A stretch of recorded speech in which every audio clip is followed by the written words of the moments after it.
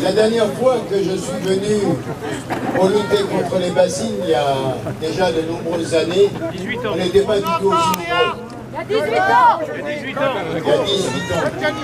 Et en face, on avait les irrigants qui nous attendaient de pied ferme parce qu'ils ne supportaient pas qu'on vienne critiquer leur modèle. Moi, je m'en souviens comme si c'était hier. Et aujourd'hui, on est des milliers. On nous annonce 3000 personnes, peut-être plus. C'est déjà extraordinaire. C'est magnifique.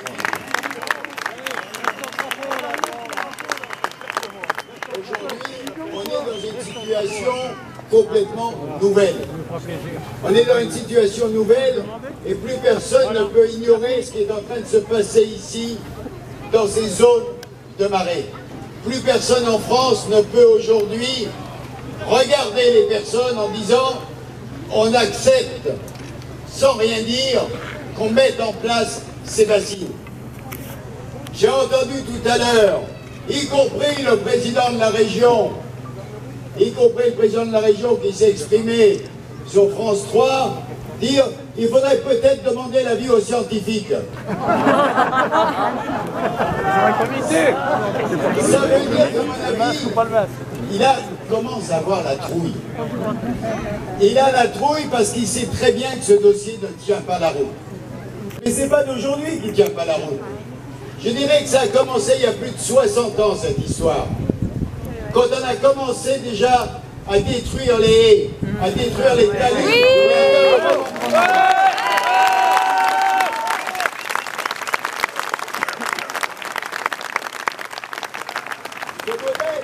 Ce modèle s'est mis en place pour transformer nos territoires en zones de production industrielle. D'un côté les céréales, le maïs, de l'autre côté les porcheries industrielles.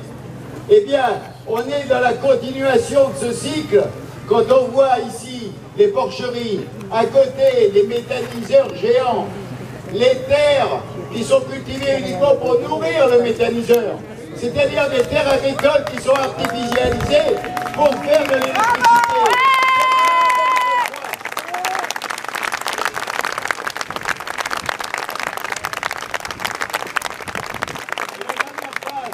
La dernière phase qu'ils ont trouvée il y a maintenant 20-25 ans, c'est de dire l'eau qui est stockée sous terre, en fait, c'est pas très intéressant.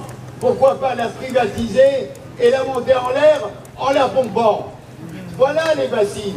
Tout à l'heure, j'expliquais aux journalistes que ça me faisait penser à un ancien dessin animé qui passait à la télé. Ce sont les Shadows. Les Shadows ont très mal terminé. Parce qu'à force de pomper et de repomper dans tous les sens, ils ne savaient plus ce qu'ils faisaient. Donc là, on va pomper pour monter, puis pomper pour ramener dans les champs. Puis ensuite, on pompera ce qu'il y a dans les champs pour le mettre dans les bateaux. Et on va exporter encore du maïs et du maïs. Et pourquoi on est dans ce modèle? Parce que c'est un modèle global. Ce modèle, il a été mis en place il y a plus de 60 ans que la PAC est née. Chez nous, on produira des céréales. Et puis on fera le long de la côte des porcheries et des poulailles industrielles qu'on nous irriguera avec le soja que les États-Unis nous exporteront, évidemment sans taxe. Et on a construit une logique libérale d'agriculture dont le seul but, c'est le commerce international. Eh bien aujourd'hui, ce modèle est en train de vivre la fin. C'est la fin de ce modèle et on le voit partout dans le monde. Les paysans se lèvent pour réclamer la souveraineté alimentaire. Ce terme qui au départ était très peu utilisé, uniquement par Via Campesina et la Confédération paysanne, est devenu aujourd'hui le modèle alternatif au modèle néolibéral d'agriculture. Ouais.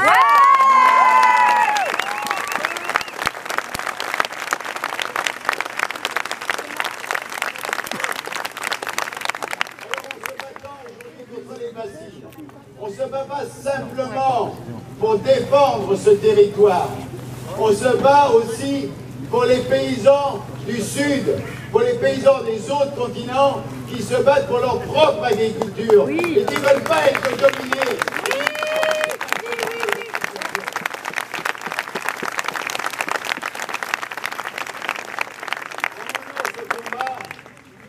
qui est local, eh bien, on mène un combat qui est global. Et ça, il ne faut jamais l'oublier, c'est que ce combat aujourd'hui, c'est un combat essentiel pour l'avenir de l'humanité. Je crois que ça aussi, c'est quelque chose dont il faut se rappeler.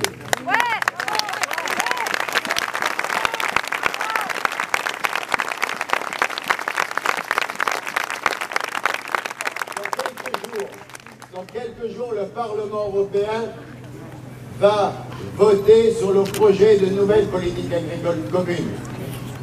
Benoît Biteau, qui se bat contre les bassines depuis des années, qui est député aujourd'hui écologiste au Parlement européen, va mener le combat contre cette nouvelle politique agricole commune. Mais ce qu'il faut que vous sachiez, c'est qu'aujourd'hui, il y a quelque chose de très grave qui est inscrit dans cette politique agricole commune.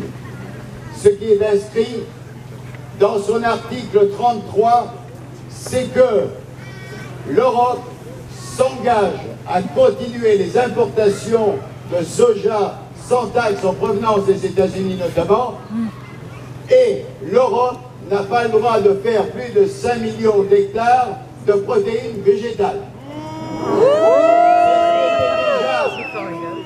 C'est ce qui était déjà dans les termes de la naissance de la politique agricole commune en 1962. Eh bien, le commissaire à l'agriculture et le président de la commission, l'ancien M. Juncker, se sont déplacés à Washington, aux États-Unis, pour assurer M. Trump que ça serait dans le projet de la PAC. Voilà. Donc il ne faut pas s'étonner que ceux qui croient à ce modèle aient l'impression qu'en faisant des bassines, ils rentrent dans le courant de l'histoire. Il ne faut pas s'étonner de ça. Et nous, aujourd'hui, on est là pour dire ce projet-là, on n'en veut plus. Cette logique agricole, on n'en veut plus. Alors pour ça, eh bien, on a quelques jours. On a quelques jours pour que chacun d'entre vous, et beaucoup plus largement à travers la France, écrive déjà à tous les députés français européens. Il n'y en a que 79. C'est pas très difficile. Vous envoyez les mails, il faut les bombarder en leur disant si vous votez ce texte, si vous refusez pas de voter ce texte, eh bien vous cautionnez tout le modèle et il ne faudrait pas nous raconter des histoires dans 1 an et demi pour les élections présidentielles, comme quoi vous ne saviez pas à l'époque. C'est pas vrai. Aujourd'hui, tous les élus doivent le savoir. Le président de la région doit le savoir. Tous les députés nationaux aussi doivent le savoir. Il faut se battre, il faut faire barrage à cette nouvelle réforme de la PAC qui n'est que la continuation en pire que celle qui existait déjà.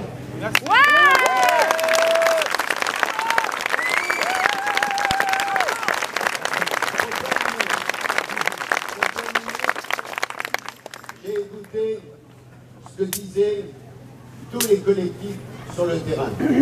Ils se sont inscrits dans un combat à la fois pour la démocratie et pour le respect de la loi sur l'eau. Eh bien, on prend des décisionnaires aujourd'hui au mot. Est-ce que vous allez respecter la démocratie? Est-ce que vous allez respecter la loi sur l'eau? Si vous le faites, ça veut dire que vous abandonnez ces projets. Mais sachez-le, si vous continuez à mettre en place ces projets destructeurs, sachez que les citoyens ont d'ores et déjà décidé de continuer le débat pour faire respecter la loi et l'intérêt général. Eh bien, ce mot, continuer la lutte, si ça commence, ça s'appelle la désobéissance civique.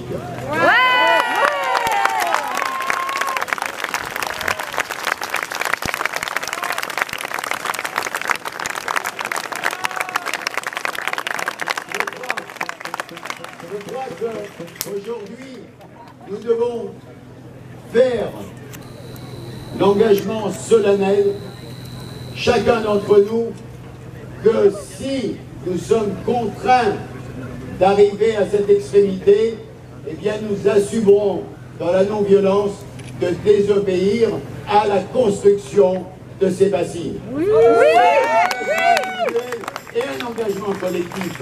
Il faudra qu'on assume, il faudra que chacun puisse le déclarer, qu'on ait une charte de ceux qui disent en désobéissant parce que vous avez passé par-dessus la démocratie, vous êtes passé par-dessus la loi sur l'eau. eh bien c'est un engagement qu'il va falloir lancer et que les pouvoirs publics sachent très clairement, les forces de l'ordre, les élus, que notre engagement ne cessera que quand les bassines seront interdites. J'accepte, à titre personnel, sans engager personne, de participer avec vous à ces actions et je dirais...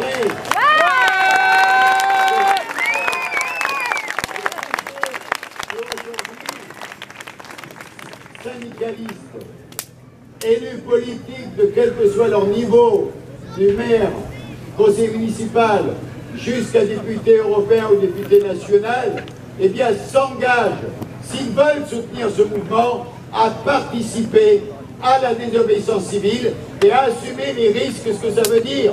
C'est-à-dire que si on agit demain, parce qu'on aura perdu cette première bataille, ce que je ne crois pas, mais qu'on s'engage à aller jusqu'au bout du combat avec vous.